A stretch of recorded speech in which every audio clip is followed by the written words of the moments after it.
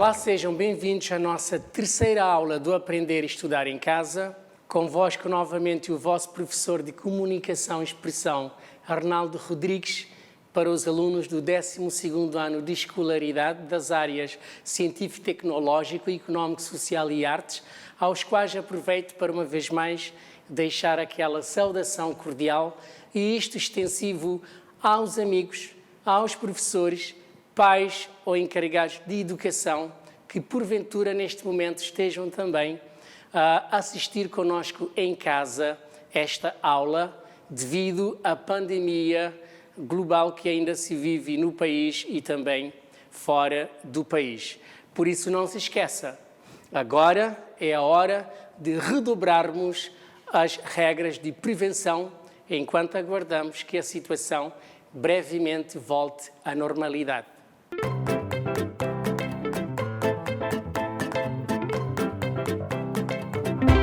Então, na aula de hoje nós vamos fazer uma breve revisão daquilo que vimos na aula passada.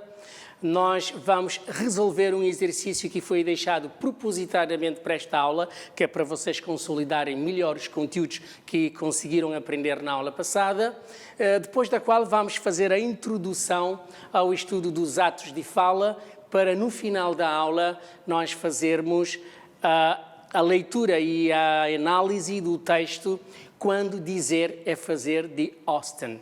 Então, nós hoje estaremos a tratar no primeiro momento da aula aquilo que já acabamos de ver, breve revisão da aula anterior, e no segundo ponto faremos a apresentação e resolução conjunta dos exercícios. O segundo momento está destinado à introdução dos atos de fala e também à sua divisão e sua gênese e aplicação prática no dia a dia. Faremos também a leitura e a análise do texto Quando Dizer é Fazer, de Austin, e no terceiro momento haverá uma breve orientação para o trabalho de casa e finalmente apresentaremos a síntese da aula.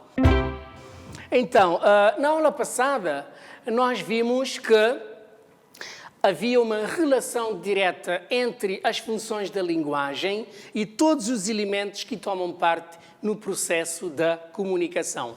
Assim, nós vimos que a função emotiva centra-se no remitente, que é também conhecido como emissor. A função poética centra-se na mensagem e a função conativa centra-se no destinatário, enquanto que a função fática, isso já você responde, exatamente, fática centra-se no canal de comunicação, e a função metalinguística, tenta mais uma vez, é isso mesmo, centra-se no código, e finalmente temos a função referencial que centra-se no... Exatamente, no contexto. Neste momento, então, nós vamos proceder à resolução do exercício da aula passada.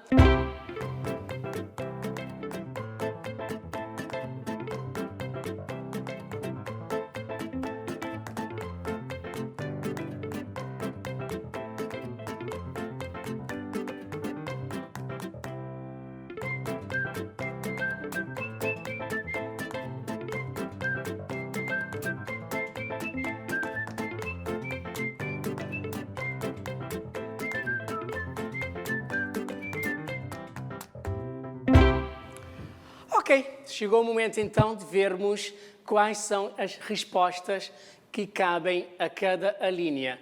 Nós então vamos começar com a pergunta número 1, que diz: para que haja uma comunicação efetiva, deve haver um processo.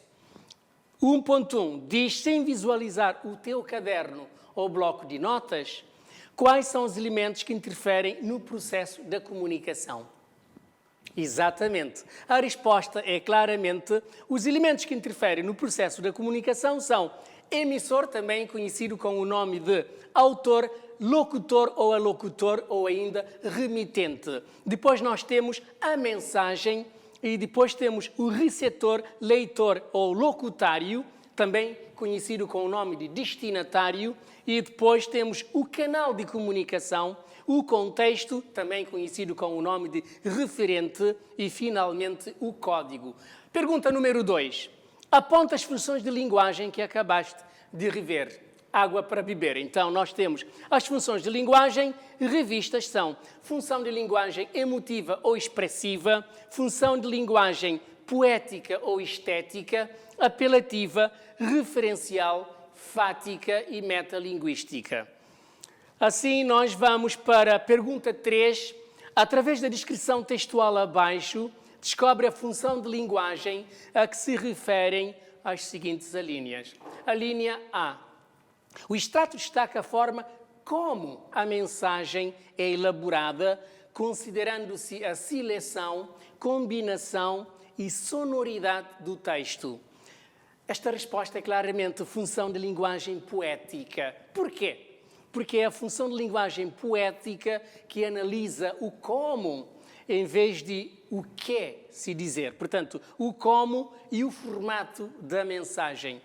A linha B, o extrato coloca foco no com o que se constrói a mensagem, sendo o código utilizado o seu próprio objeto. A resposta é claramente, exatamente, função de linguagem metalinguística. É ela que se centra no código.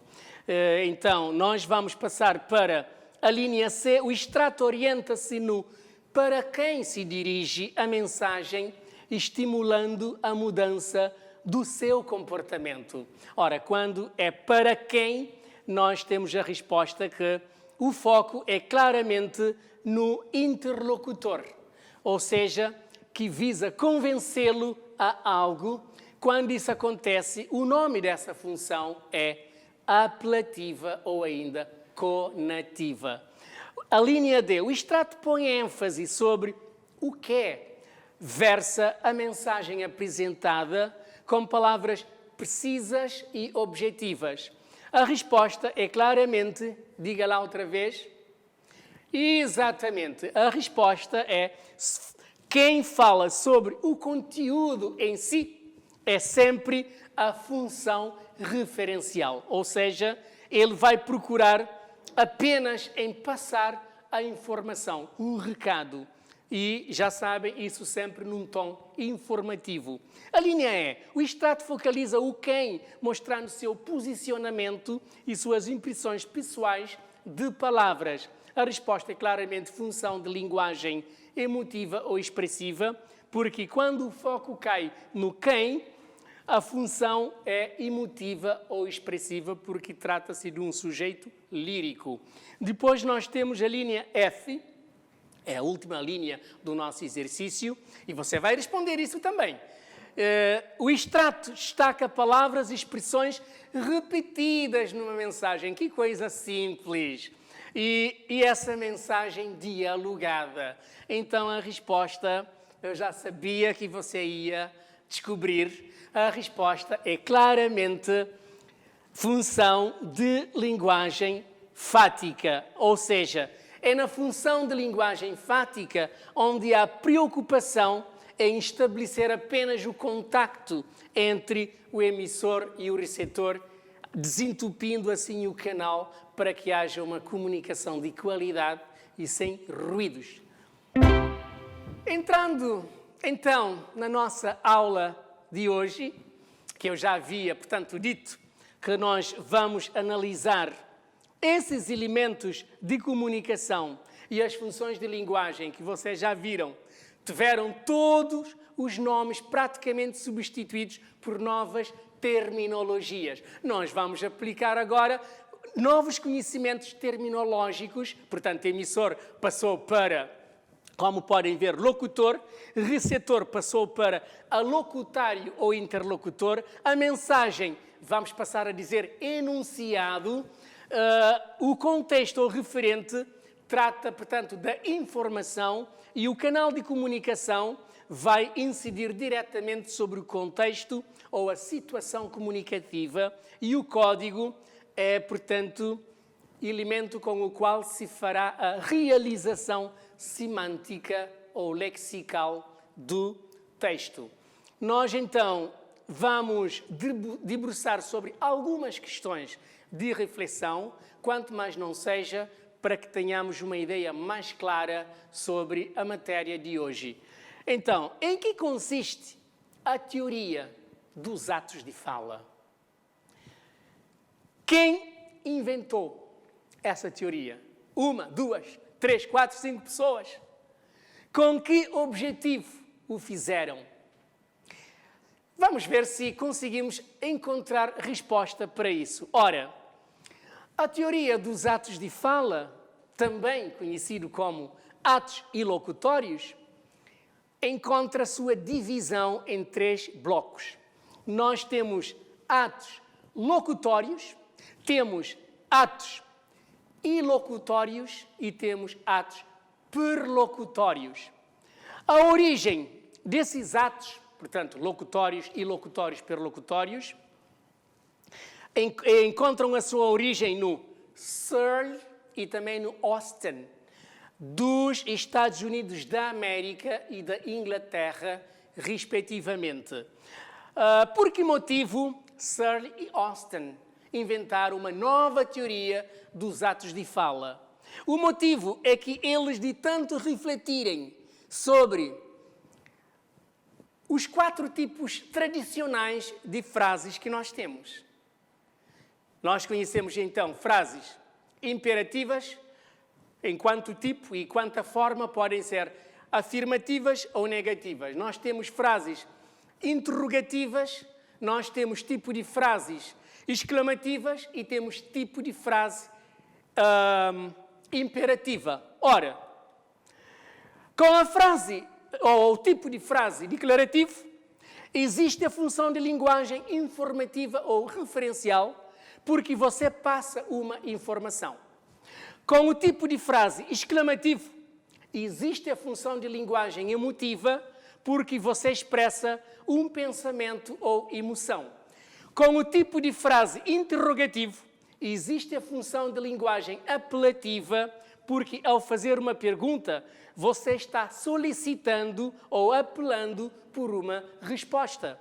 Com o tipo de frase imperativo, existe também a função de linguagem apelativa, porque você dá uma ordem, tenta convencer o interlocutor a realizar uma dada ação.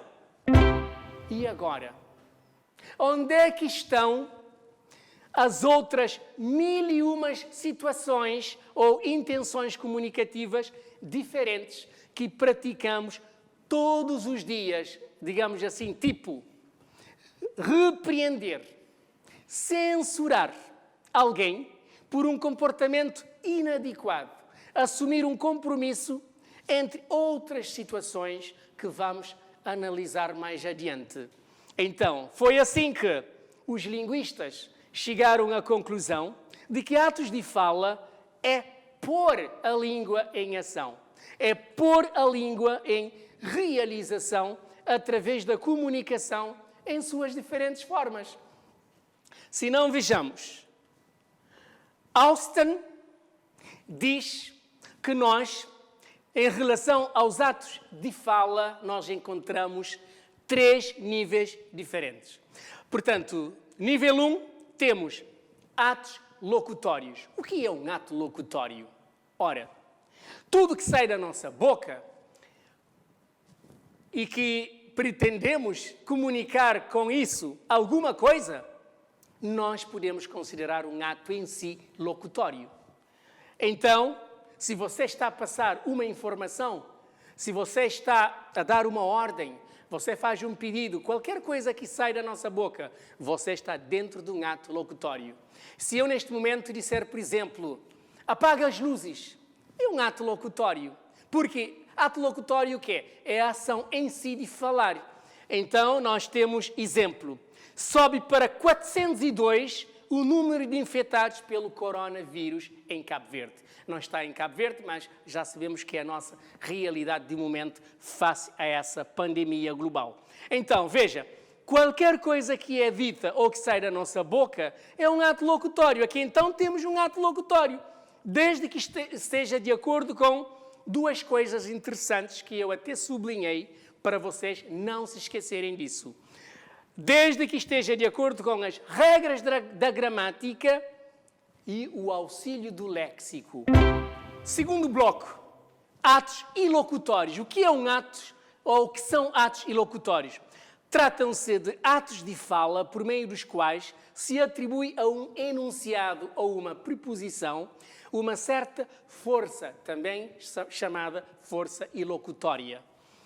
Ou seja, o que se quis dizer com o que foi dito em relação a uma ordem, a um pedido, conselho, juramento, promessa, perguntas, avisos e etc. Exemplo. Cuide-se de si e dos outros. Fique em casa. Ora, o que se quis dizer com este enunciado? O que é que compreenderem ou que compreenderam deste enunciado? Vejam, nós podemos dizer que com este enunciado o locutor faz um apelo. Qual é o apelo que o locutor faz com este enunciado? Exatamente. Fique em casa. Por que é que ele está a recomendar-nos para ficarmos em casa? Porque, ficando em casa, protegemos-nos a nós mesmos e também da saúde dos outros. E aqui está um princípio da regra áurea muito importante. Vamos então passar para o terceiro bloco, que é atos perlocutórios. São aqueles destinados a exercer certos efeitos no interlocutor, ou seja, são os resultados que pretendemos alcançar, tipo convencer, agradar, assustar, intimidar, ofender, caluniar e etc. Assim, nós temos que atos ilocutórios realizam a ação que nomeiam e atos perlocutórios podem ou não alcançar o efeito que se pretende. Exemplo, temos uma frase, ordeno que te sentes. Ora, aqui nesta frase, enquanto atos ilocutórios, realizou-se uma ação. Diferentemente, já em relação a atos perlocutórios, a mesma frase, ordeno que te sentes, o efeito que se pretende pode ou não ser alcançado, já que o interlocutor pode não ligar ou a ordem expressa de se sentar e continuar de pé. Portanto, temos que analisar isto bem, simplificando. O ato perlocutório é aquilo que se entendeu do que foi dito. Na próxima aula vamos retomar este assunto já para falar em detalhes da tipologia dos atos ilocutórios.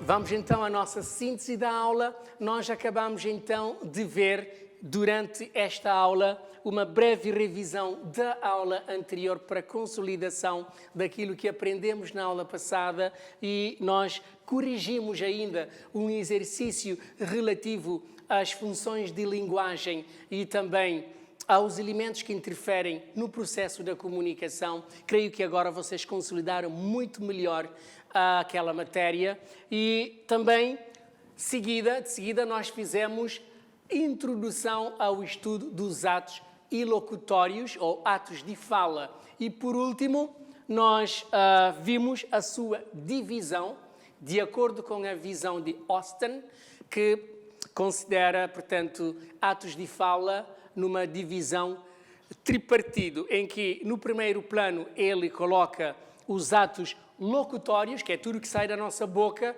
Depois ele fala de atos ilocutórios, que é a força ilocutória que atribuímos a um enunciado. E, finalmente, os atos perlocutórios, isto, portanto, se o enunciado produziu ou não o efeito em relação àquilo que nós fomos comunicados. Muito obrigado por teres participado connosco durante esta aula. Continue a ser interativo e se você continuar assim, já sabes, a nossa prova de recurso vai ser muito mais simples do que beber um copo de água. Muito obrigado. Até a próxima aula.